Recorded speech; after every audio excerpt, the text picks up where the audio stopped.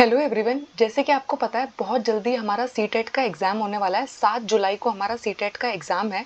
तो हमारा जो पेपर 1 होने वाला है सीटेट में, उसमें हमारा जो ईवीएस होगा, पर्यावरण अध्ययन जिसको हम कहते हैं, उसमें हमें थर्ड फोर्थ और फिफ्थ क्लास की एनसीईआरटी कवर करनी है और पेडागोजी कवर करनी है।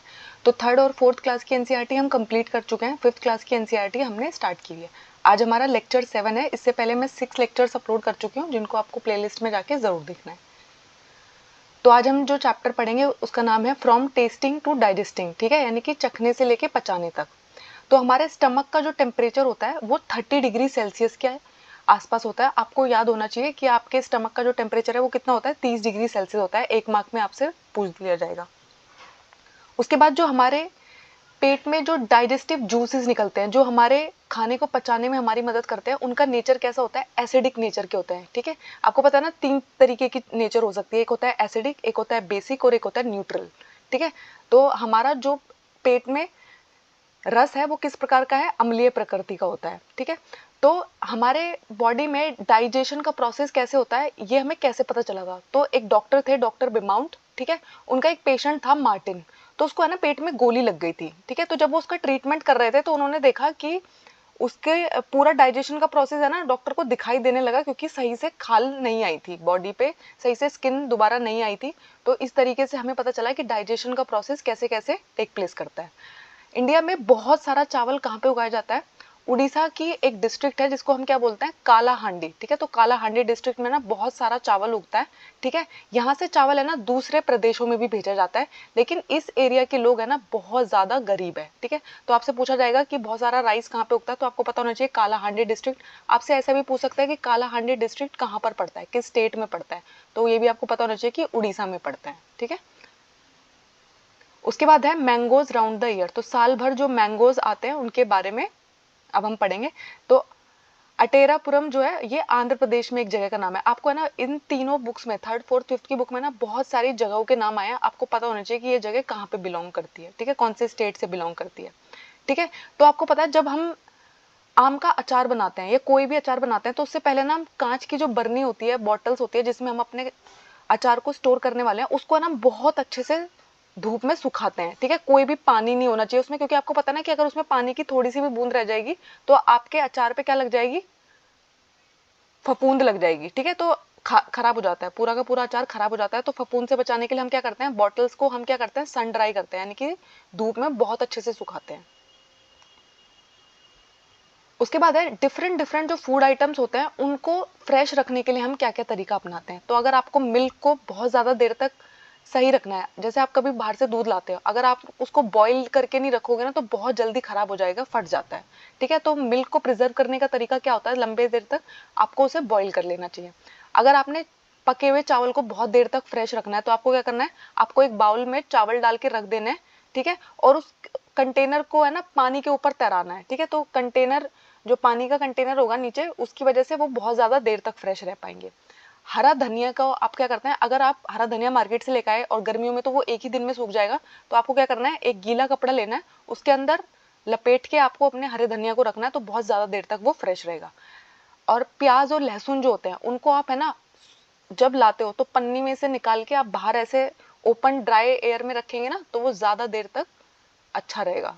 ठीक है, तो ये तरीके होते हैं। आपसे है ना मैच दी फॉलोइंग, यहाँ से जो इंपॉर्टेंट क्वेश्चन आता है, जैसे मैंने इनको ऐसे लिखा हुआ है, अभी तो मैंने इनको एकदम सही पोजीशन पे लगाया हुआ है, लेकिन सोचो मिल्क के सामने बॉयलेट को मैं नीचे ले आऊँ, इसको मैं ऊपर ले जाऊँ, तो आपको है ना इनको मैच करना आना चाहिए कि किस चीज़ को हम किस तरीके से फ्रेश रखते हैं। ये बार बार बहुत बार पूछा है सीटेट ने ये। ठीक है, इसको आप हिंदी में भी पढ़ सकते हैं। तो दूध को उबालने से उसे फ्रेश रख सकते हैं। ठीक है, हरी धनिया को गीले कपड़े में लपेट सकते हैं, प्याज और लहसुन को खुली जगह में यानी कि ओपन ड्राई एयर में आपको उसे रखना है। उसके बाद है ऐसे पौधे जो शिकार करते हैं, प्लांट्स विच हंट। तो ठीक है, बहुत सारे प्लांट्स क्या करते हैं, वो है ना छोटे छोटे फ्रॉग, इंसेक्ट और छोटे चूहे को है ना पकड़ लेते हैं और उसको खा जाते हैं। तो एक ऐसा प्लांट है पिचर प्लांट, जिसका दूसरा साइंटिफिक नेम क्या होता है, निपेंथेंस होता है। ठीक है, तो निपेंथेंस जो प्लांट होता है ये कहाँ कहाँ मिलता है, ये बहुत बार पूछा जाता है। इसके बारे में ना आपको 3-4 स्टेटमेंट लिख के वो दे देंगे और आपसे पूछेंगे कि ये ट्रू है कि नहीं है। तो इंडिया में ये सिर्फ मेघालय में पाया जाता है, ऑस्ट्रेलिया में मिलता है और इंडोनेशिया में मिलता है, ठीक है। तो आपको याद रखना है कि इंडिया में कहाँ पे मिलता है। जैसे मेघालय की जगह पे वो यहाँ पे असम लिख सकता है, मणिपुर लिख सकता है, तो आपको पता होना चाहिए कि इंडिया में मिलता है, तो ये ट्रू है। लेकिन इंडिया में अगर उन्होंने की पर्टिकुलर जगह पूछी है तो वो मेघालय है, ठीक है। उसके बाद है ना, इसकी जो शेप होती है वो पिचर के जैसी होती है। पिचर हम किसको कहते हैं? घड़े को कहते हैं। इसकी जो शेप होती है वो घड़े के जैसी होती है, और इसका जो मुंह होता है, इस घड़े का जो मुंह होता है वो पत्ती से ढका रहता है, ठीक है। इसमें ना एक स्पेशल तरीके की स्मेल निकलती है, जिससे ना इंसेक्ट इसकी तरफ अट्रैक्ट होते हैं, ठीक है। यानी कि उस खुशबू को, उस गंध को पाके वो इसकी तरफ अट्रैक्ट होते हैं, और जब वो इसके मुंह पे आके बैठ जाता है, एकदम से ये अपनी पत्ती से अपना मुंह बंद कर लेता है और वो बाहर नहीं निकल पाते हैं, ठीक है। अब आपको ये वाली बात याद रखनी है, यहाँ से उन्होंने एग्जाम में क्या क्या पूछा हुआ था। तो एक तो उन्होंने पूछा था कि इसका साइंटिफिक नेम क्या है, तो निपेंथेंस इसका साइंटिफिक नेम है।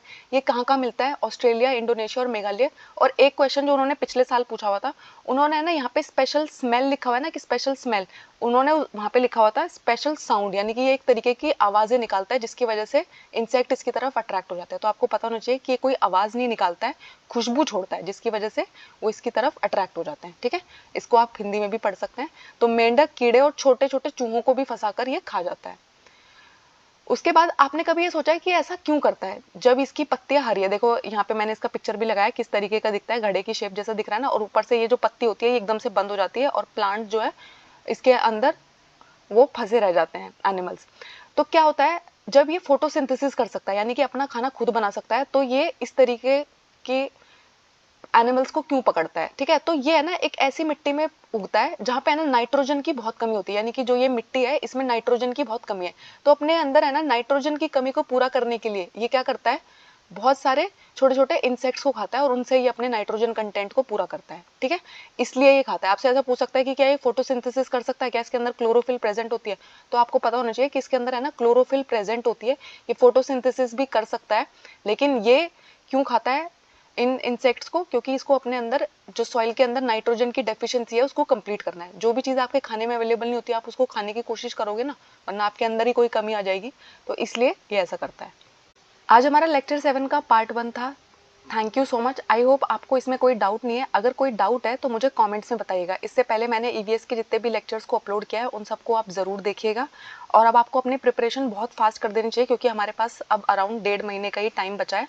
हमारे चैनल को सब्सक्राइब कीजिए, अपने फ्रेंड्स के साथ शेयर कीजिए। Thank you.